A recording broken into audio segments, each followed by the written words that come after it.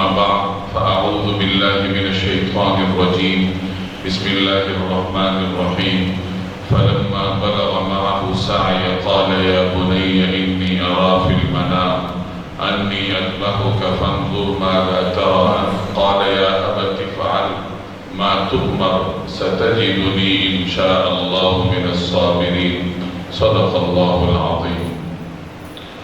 بزرگان محترم اور میرے عزیز دوستوں اور بھائیوں، سیدنا ابراہیم علیہ السلام اللہ تبارک و تعالیٰ کے جلیل القدر پیغمبر تھے۔ ابو الانبیاء ان کو کہا جاتا ہے۔ ان کی اولاد میں اللہ تبارک و تعالیٰ نے کثرت کے ساتھ انبیاء مبعوث فرمائے۔ کہا جاتا ہے کہ ہزاروں کی تعداد میں انبیاء بنی اسرائیل اللہ تبارک و تعالیٰ نے ان کی اولاد میں مبعوث فرمائے، اسی وجہ سے انہیں ابو الانبیاء کہا جاتا ہے۔ حضرت ابراہیم کا اصل وطن عراق ہے۔ موجودہ بغداد سے چند میل کے فاصلے پر بابل کے کھنڈرات ہیں۔ یہ کسی زمانے میں بہت عظیم ریاست کا مرکزی مقام تھا۔ یہ حضرت ابراہیم علیہ السلام کی جائے پیدائش ہے۔ اس علاقے میں اس زمانے میں لوگ ستارہ پرستی میں مبتلا تھے، اجرام فلکی کی عبادت کرتے تھے۔ ستارے ہیں، چاند ہے، سورج ہے، ان تمام اجرام فلکی کو لوگ اپنا معبود سمجھتے تھے۔ ایک طرف وہ اجرام فلکی کی عبادت کرتے تھے اور دوسری طرف مختلف قسم کے بت انہوں نے تراش رکھے تھے، بت کدے تھے، ان بتوں کے سامنے سجدریز ہوتے تھے۔ اس شرکیہ ماحول میں حضرت ابراہیم علیہ السلام نے آنکھ کھولی۔ ماحول میں تو بت پرستی غالب تھی ہی، خود حضرت ابراہیم علیہ السلام کے گھر کی بھی یہی صورتحال تھی۔ ان کے گھر میں نہ صرف یہ کہ بت پرست تھے بلکہ بت ساز تھے۔ آزر جو ان کے والد کی نسبت رکھتے ہیں، ان کے بارے میں معروف ہے کہ وہ نمرود کا جو مرکزی بت کدہ تھا اس کے فروغت تھا یا اس کا پادری تھا، یعنی اس بت کدے میں وہ مرکزی حیثیت رکھتا تھا، بت بنا بنا کر فروغ کرتا تھا اور بت کدے میں بت پرستی کے لیے لوگوں کی رہنمائی کیا کرتا تھا۔ اس ماحول میں سیدنا ابراہیم علیہ السلام نے آنکھ کھولی کہ ان کے چاروں طرف شرک کا دورہ تھا۔ حضرت ابراہیم علیہ السلام نے اس ماحول میں دعوت کا کام شروع کیا، مختلف اسالیب کے ساتھ نصیحت کا کام کیا، لوگوں کو شرک سے باز رکھنے کے لیے اپنے طور پر کوشش فرمائی۔ اپنے والد کو نصیحت کی، یا ابتی لم تعبد ما لا يسمع ولا يبصر ولا يغني عنك شيئا۔ بڑی محبت کے ساتھ اپنے والد سے فرماتے ہیں کہ اے میرے ابا جان، آپ ان بتوں کی اطاعت کیوں کرتے ہیں؟ ان کے سامنے سجدریز کیوں ہوتے ہیں؟ نہ تو یہ سن سکتے ہیں، نہ یہ دیکھ سکتے ہیں، نہ آپ کو کوئی فائدہ دے سکتے ہیں، تو آخر آپ ایسی بے حس چیزوں کے سامنے سجدریز کیوں ہوتے ہیں؟ یہ گویا کہ ابراہیم علیہ السلام نے معبود کا حقیقی فلسفہ اپنے والد کو سمجھایا کہ معبود وہی ہو سکتا ہے جو آپ کو سنتا ہے، آپ کی حاجت روائی کرتا ہے اور اپنے تمام عبادت گزاروں کی حاجت روائی کرنے کی صلاحیت رکھتا ہے، اور اس صلاحیت سے آپ کے یہ بت محروم ہیں، تو آپ کیوں ان کے سامنے سجدریز ہوتے ہیں؟ مزید فرمایا کہ یہ جو میں آپ کو منع کر رہا ہوں کہ بتوں کے سامنے سجدریز نہ ہو، یہ میں ویسے منع نہیں کر رہا، انی قد جاءنی من العلم ما لم یأتک، میرے پاس ایک ایسا علم آیا ہے جو آپ کے پاس نہیں ہے، یعنی وحی کے علم کی بنیاد پر میں آپ کے سامنے نصیحت کی یہ بات رکھ رہا ہوں کہ بتوں کے سامنے سجدریز نہ ہوا کریں بلکہ ایک اللہ تبارک و تعالیٰ کی اطاعت کریں۔ والد کو سمجھانے کے بعد اب ماحول میں جو دیگر موجود لوگ تھے، اعزاء اور اقرباء ہوں گے، اہل محلہ ہوں گے، اہل شہر ہوں گے، چونکہ وہ اجرام فلک ہی کی بھی عبادت کرتے تھے، ابراہیم علیہ السلام نے اجرام فلک ہی کے بے حیثیت ہونے کو واضح کرنے کے لیے ایک عجیب اسلوب اختیار کیا کہ ایک مرتبہ رات کے وقت انہوں نے اپنے گرد و پیش لوگوں سے کہا کہ یہ ستارے نظر آتے ہیں تو کیا ان کو ہمارا رب ہونا چاہیے؟ یعنی تم ستاروں کی اتباع کرتے ہو تو کیا ستاروں کو رب ہونے کی صلاحیت حاصل ہے، ان کو حیثیت حاصل ہے، یہ رب ہونے چاہیے؟ جب اگلے دن ستارے غروب ہو گئے تو آپ نے فرمایا انی لا احب الآفلین، جن چیزوں پر زوال طاری ہوتا ہے مجھے وہ پسند نہیں ہے۔ پھر آپ نے فرمایا کہ اچھا یہ چاند ہے، کیا اس کو رب ہونا چاہیے؟ تو چاند بھی غروب ہو گیا۔ تیسرے نمبر پر آپ نے فرمایا کہ اچھا یہ سورج ہے، ھذا اکبر، یہ تو سب سے بڑا ہے، یعنی جو اجرام فلکی ہمیں نظر آتے ہیں سورج ان سب میں سب سے بڑا ہے۔ اگر اجرام فلکی کی عبادت کرتے ہو تو پھر تو سورج سب سے زیادہ حقدار ہے کہ اس کو رب کہا جائے۔ اب سورج پر بھی غروب آ گیا، سورج بھی غروب ہوا۔ پھر ابراہیم علیہ السلام نے فرمایا انی وجہت وجہی للذی فطر السماوات والارض حنیفا وما انا من المشرکین، یعنی یہ جن چیزوں کی تم پوجا کرتے ہو ان پر تو زوال آتا ہے، اور رب تو وہ نہیں ہوتا جس پہ زوال آ جائے۔ رب تو حی قیوم ہے جو کہ زندہ جاوید ہے، نہ صرف خود زندہ جاوید ہے بلکہ پوری کائنات اور اس جیسی ان گنت کائناتیں جو ہمارے دائرہ علم میں ہی نہیں ہیں ان تمام کو قائم کرنے والا ہے۔ تو بھلا ستارے، چاند اور سورج جن پر غروب طاری ہوتا ہے وہ کیسے رب بن سکتے ہیں؟ تو میرا ان چیزوں سے کوئی تعلق نہیں ہے، میں تو یکسوئی کے ساتھ اپنا رخ کرتا ہوں اس رب کی طرف جس نے زمین و آسمان کو پیدا کیا ہے، اور میں تمہارے ساتھ ان چیزوں کے شرک کرنے میں، ان چیزوں کو اللہ کے ساتھ شریک کرنے میں حصہ دار نہیں ہوں۔ تو یہ انہوں نے اپنے ماحول میں دعوت اور تبلیغ کا کام کیا۔ اس میں اہم بات جو آپ کو نظر آئے گی وہ یہ کہ دعوت اور تبلیغ کے کام کے لیے ابراہیم علیہ السلام نے حکیمانہ اسلوب اختیار فرمایا۔ ستاروں اور سورج اور چاند کی بے حیثیت واضح کرنے کے لیے، ان کی کم وقتی واضح کرنے کے لیے الگ اسلوب اختیار کیا، اور بتوں کی بے حیثیتی کو واضح کرنے کے لیے الگ اسلوب اختیار کیا، اور قوم کو سمجھانے کے لیے نرمی کا انداز اختیار فرمایا۔ اپنے والد کو سمجھایا لیکن محبت کے ساتھ، اور اس کے ابوت کے مقام کو سامنے رکھتے ہوئے انتہائی محبت کے ساتھ ان کو مخاطب کیا، یا ابتی، یا ابتی، اے میرے ابا جان، اے میرے ابا جان۔ تو معلوم ہوا کہ جب کسی کو سمجھانا ہو، نصیحت کرنی ہو، تو ایک تو اس کے دنیاوی مقام اور منصب کو پیش نظر رکھا جائے، اور دوسرے نمبر پر مختلف چیزوں پر رد کرنے کا اسلوب الگ ہونا چاہیے۔ صرف ایسا نہ ہو کہ آپ نہ کریں نہ کریں نہ کریں، نہ کریں کی رٹ جاری رکھیں اور اسی کا تسلسل رکھیں، بلکہ نصیحت کے لیے اسلوب بدلنا پڑتا ہے۔ آپ اگر اولاد کو بھی سمجھاتے ہیں تو صرف حکم سے کام نہیں چلتا کہ یہ نہ کرو وہ کرو، صرف حکم سے کام نہیں چلتا بلکہ نصیحت کرنے کے لیے الگ الگ اسالیب اختیار کرنے پڑتے ہیں۔ کبھی کوئی واقعہ سنانا پڑتا ہے، کبھی کوئی تمثیل اختیار کرنی پڑتی ہے، اور کبھی موقع اور محل کی مناسبت سے کوئی ایسا اسلوب اختیار کرنا پڑتا ہے جس سے نصیحت آپ کی اولاد کے دل میں گھر کر جائے۔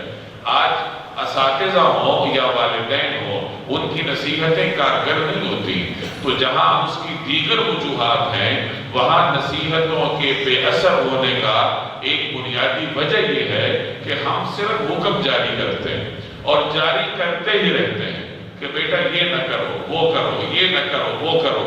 والدین نے سارا دن اپنے پیشانی پر، اپنے ماتھے پر بل ڈال کر اپنے والدین کے ساتھ، اپنے اولاد کے سامنے احکامات جاری کرتے رہتے ہیں۔ یہی کام استاذ کرتے ہیں۔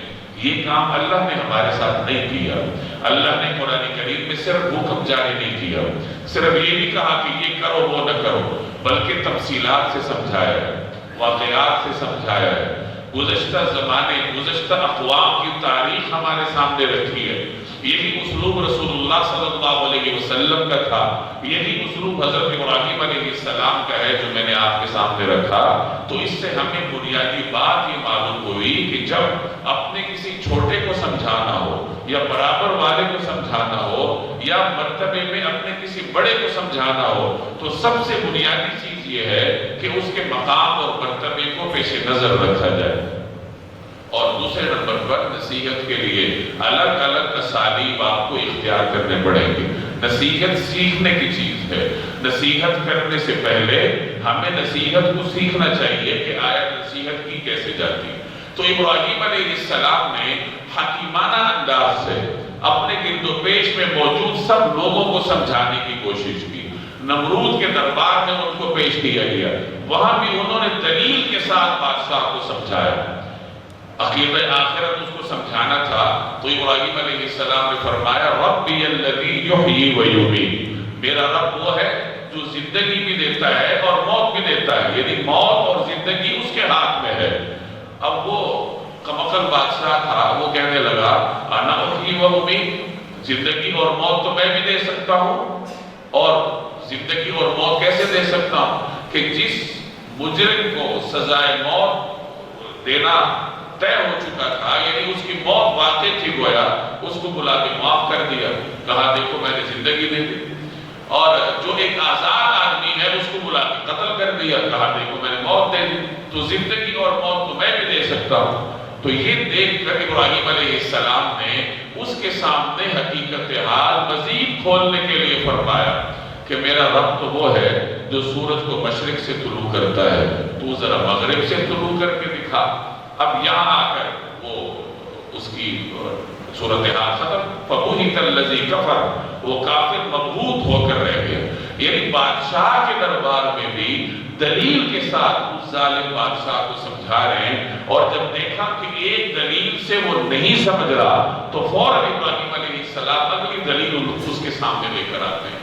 تو معلوم ہوا کہ نصیحت کے لیے، داعی بننے کے لیے، دوسروں کو سمجھانے کے لیے، معاشرے میں اصلاح کا کام کرنے کے لیے ایک طرف آپ کو نرمی سے لیس ہونا چاہیے اور دوسری طرف آپ کو دعوت کے مختلف اسالیب کا علم ہونا چاہیے، اور جس میدان کی آپ دعوت دے رہے اس میدان کے بنیادی دلائل بھی آپ کو معلوم ہوں گے، پھر آپ ایک کامیاب والد بھی ہوں گے، کامیاب استاد بھی ہوں گے، اور معاشرے میں اصلاح کا کام بھی اللہ تعالیٰ آپ سے لے گا۔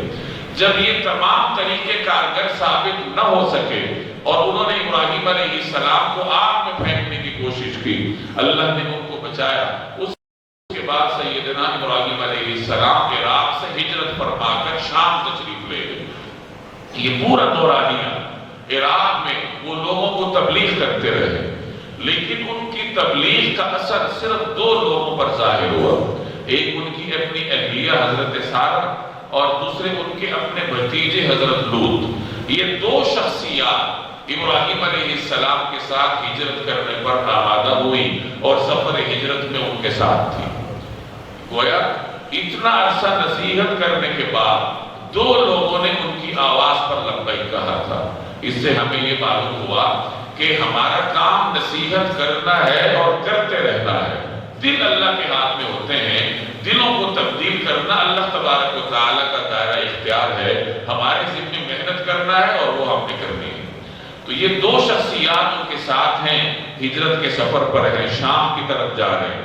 راستے میں اللہ تبارک و تعالیٰ نے حضرت لوط علیہ السلام کو نبوت سے سرفراز فرمایا اور انہیں شرق اردن میں جانے کا حکم دیا، سدوم کے علاقے میں۔ چنانچہ لوط علیہ السلام وہاں تشریف لے گئے اور سیدنا ابراہیم علیہ السلام اپنی اہلیہ حضرت سارہ کے ساتھ شام کے علاقے میں تشریف لائے۔ بعد میں کسی وقت ان کا مصر جانا ہوا، مصر کے بادشاہ نے اپنی بیٹی ان کے ساتھ کی، حضرت سارہ کے ساتھ بطور خدمتگار کی تھی اپنے اعزاز کے لیے۔ حضرت سارہ نے حضرت ابراہیم علیہ السلام کو وہ دی تھی، ابراہیم علیہ السلام نے ان سے نکاح فرمایا، اور انہی سے اللہ تبارک و تعالیٰ نے سیدنا ابراہیم علیہ السلام کو پہلی اولاد بیٹے کی شکل میں عطا فرمایا۔ 80 برس کی عمر ہو چکی ہے اور ابھی اولاد نہیں ہے۔ اولاد کی طلب ہر ایک کو ہوتی ہے، جیسے ایک عام انسان کو اولاد کی طلب ہوتی ہے، اسی طریقے سے حضرات انبیاء علیہ السلام کے دل میں بھی اولاد کی طلب موجود ہوتی ہے۔ حضرت ابراہیم علیہ السلام بڑھاپے میں ہیں، 80 برس کے قریب ان کی عمر ہے، اولاد نہیں ہے۔ اللہ سے دعا کرتے ہیں ربی ہب لی من الصالحین، اے پروردگار مجھے نیکوکاروں میں سے اولاد عطا فرما، یعنی اولاد عطا فرما اور ایسی اولاد عطا فرما جو نیک ہو۔ اللہ تبارک و تعالیٰ نے انہیں بشارت دی کہ ہم آپ کو ایک نیکوکار بیٹے سے نوازیں گے۔ چنانچہ اس بشارت کے مصداق سیدنا اسماعیل علیہ السلام تھے کہ اللہ تبارک و تعالیٰ نے انہیں اسماعیل علیہ السلام کی صورت میں بڑھاپے میں جا کر اولاد عطا فرمائی۔ ادھر ابراہیم علیہ السلام کے سفر ہجرت جاری تھے، وہ عراق سے شام تشریف لائے تھے، یہاں سے پھر حضرت جبریل علیہ السلام نے حکم دیا کہ اپنے بیٹے اور اہلیہ کو لے کر یہاں سے نکلیے۔ چنانچہ وہ حضرت حاجرہ اور حضرت اسماعیل کو لے کر نکل کھڑے ہوئے۔ حضرت جبریل کی نگرانی میں سفر جاری تھا۔ راستے میں جہاں کہیں کوئی سرسبز مقام آتا کہ جہاں زندگی گزارنے کے کچھ اسباب بظاہر نظر آتے تو حضرت ابراہیم علیہ السلام پوچھتے کہ کیا یہاں ہمیں قیام کرنا ہے؟ تو حضرت جبریل فرماتے کہ نہیں، ابھی وہ مقام نہیں آیا۔ چلتے چلتے جب وہ پہاڑی علاقہ آیا جسے آج مکہ المکرمہ کہا جاتا ہے، یہ اس زمانے میں چٹیر میدان تھے، سنگلاخ پہاڑ تھے، یہاں نہ کوئی انسان تھا، نہ کوئی چرند تھے، پرند تھے، نہ کوئی پانی تھا، بظاہر زندگی گزارنے کا کوئی سبب یہاں نہیں تھا۔ جب یہ خطہ آیا تو حضرت جبریل سواری سے اتر پڑے اور فرمایا کہ اللہ تبارک و تعالیٰ نے یہاں قیام کرنے کا حکم دیا ہے۔ حضرت ابراہیم علیہ السلام نے اپنی اہلیہ اور اپنے صاحبزادے کے رہنے کے لیے بیت اللہ جہاں آج موجود ہے، اس کی عمارت کے بالکل قریب ایک سادہ سا چھپر بنایا۔ اس چھپر میں اپنی اہلیہ اور اپنے صاحبزادے کو ٹھہرایا اور توشے کے نام پر کچھ پانی اور پھر کچھ کھجوریں ان کے حوالے کر دی اور خود اللہ کے حکم پر وہاں سے نکل کھڑے ہوئے۔ اہلیہ کو بتایا بھی نہیں، اللہ کے حکم میں اتنی تاخیر بھی گوارا نہیں کی کہ اپنی اہلیہ کو بتاتے کہ مجھے اللہ تبارک و تعالیٰ نے یہاں سے جانے کا حکم دیا، فوراً وہاں سے رخ موڑ کر چل پڑے۔ حضرت حاجرہ ساتھ ساتھ اٹھی، پوچھنے لگی کہ آپ ہمیں یہاں کس کے حوالے چھوڑ کر جا رہے ہیں؟ ایک دو دفعہ سوال کیا، وہاں سے جواب نہ آیا تو حضرت حاجرہ نے خود پوچھا کہ کیا اللہ کے حکم پر آپ ہمیں یہاں چھوڑ کر جا رہے ہیں؟ تو حضرت ابراہیم نے فرمایا کہ ہاں اللہ کا حکم ہے۔ تو حضرت حاجرہ نے فرمایا اذن لا یضیعنا، اگر یہ اللہ کا حکم ہے تو اللہ تبارک و تعالیٰ پھر ہمیں ضائع نہیں کرے گا۔ اندازہ لگائیے کہ ایک خاتون کا اپنے رب پر کتنا مضبوط توکل ہے کہ بظاہر رہنے کے آثار نہیں ہیں، لیکن جب اللہ کا حکم ہے تو پھر وہ سمجھ گئی کہ جس اللہ نے ہمیں یہاں رکنے کا حکم دیا ہے وہی اللہ تبارک و تعالیٰ یہاں رہنے کا بندوبست بھی ہمارے لیے فرمائے گا۔ یہی اب حضرت حاجرہ رہنے لگی، ان کے ساتھ حضرت اسماعیل بھی رہنے لگے۔ اللہ نے ان کے لیے زمزم کا پانی کا چشمہ جاری فرما دیا۔ جب پانی وہاں آیا تو وہاں قدیم عربوں کا ایک قبیلہ جو یمن کا باسی تھا، خانہ بدوش قبیلہ تھا، پانی دیکھ کر یہ قبیلہ یہاں آ گیا۔ انہوں نے حضرت حاجرہ سے یہاں رہنے کی اجازت طلب کی، انہوں نے اجازت دے دی تو یہ قبیلہ یہاں رہنے لگا۔ حضرت اسماعیل اسی قبیلے کے داماد بنے تھے، بعد میں جب ان کی پرورش ہوئی تو اسی قبیلے کی خاتون کے ساتھ ان کا نکاح ہوا۔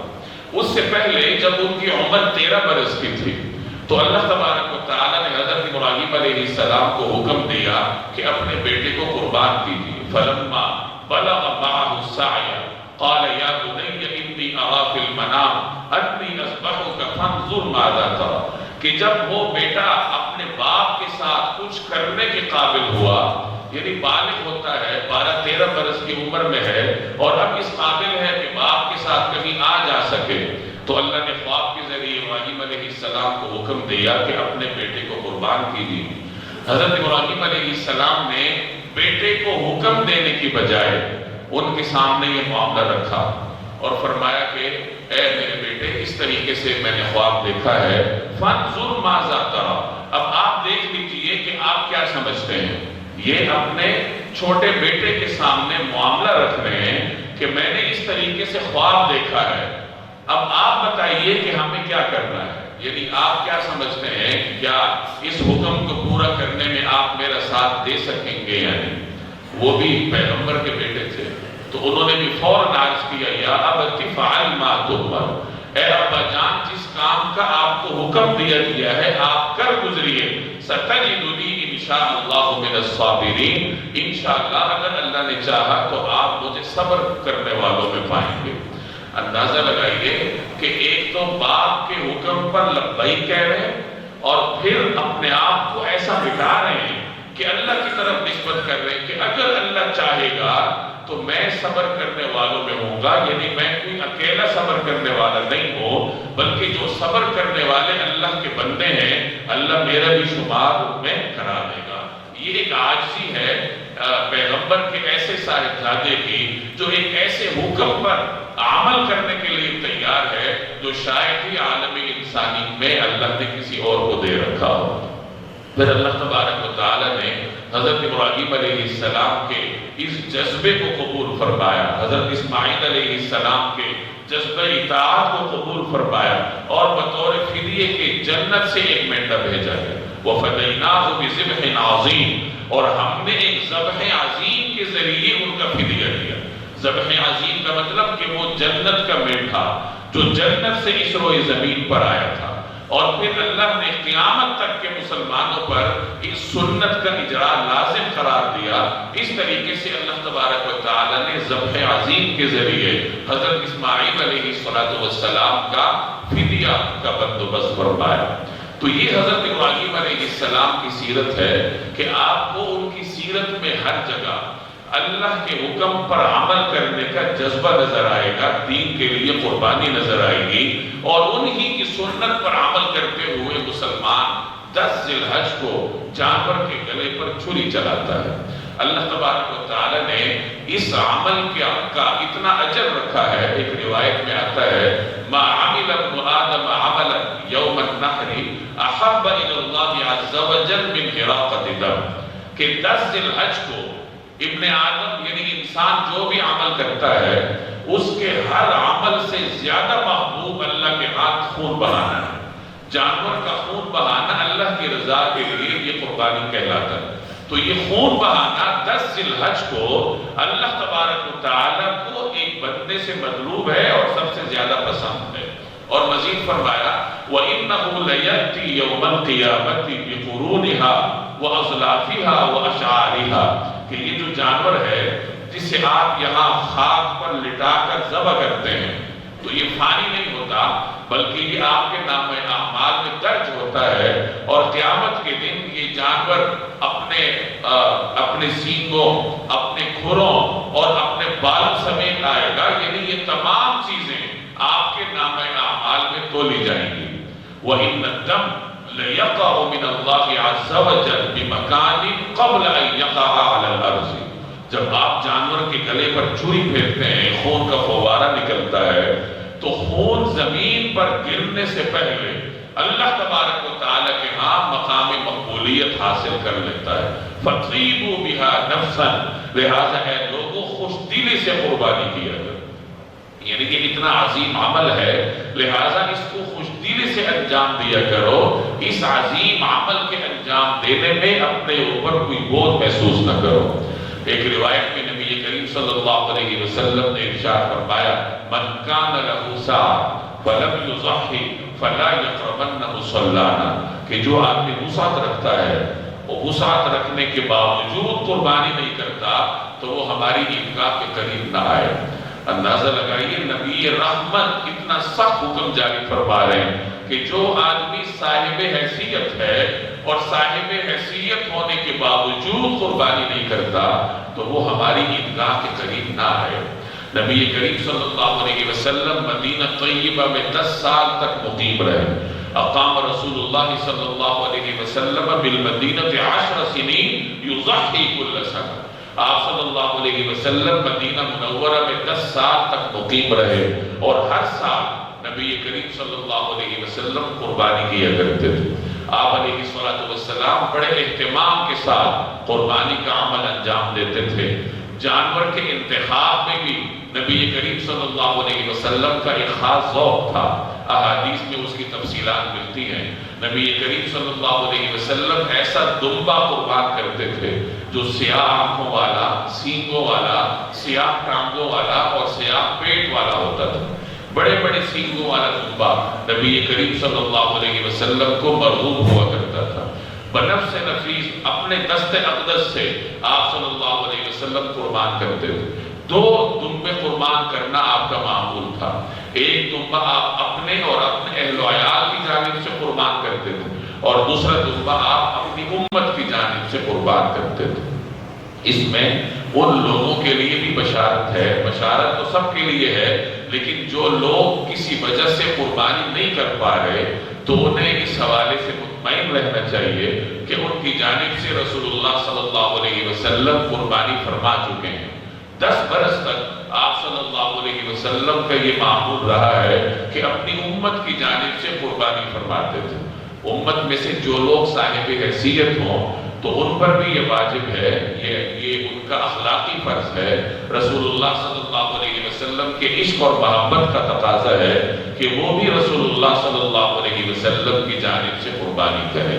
تو یہ عظیم عمل ہے جس کے لیے اللہ تبارک و تعالیٰ نے آج مسلمانوں کا انتخاب کیا ہے، اور آپ میں سے بہت سارے مسلمان آج یہ عظیم عمل انجام دیں گے، تو جہاں اس عظیم عمل کے انسان کے لیے ڈھیر سارا اجر اللہ نے لکھ رکھا ہے، وہاں کچھ لوگوں کے حقوق کا بھی خیال کرنا چاہیے۔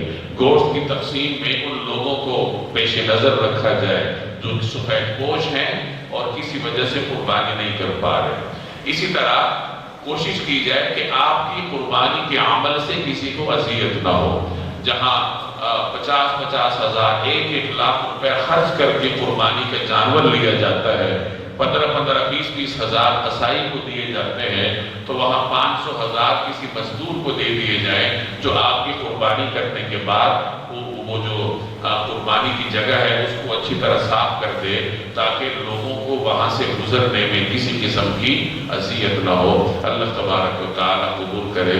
وما علینا الا البلاغ المبین۔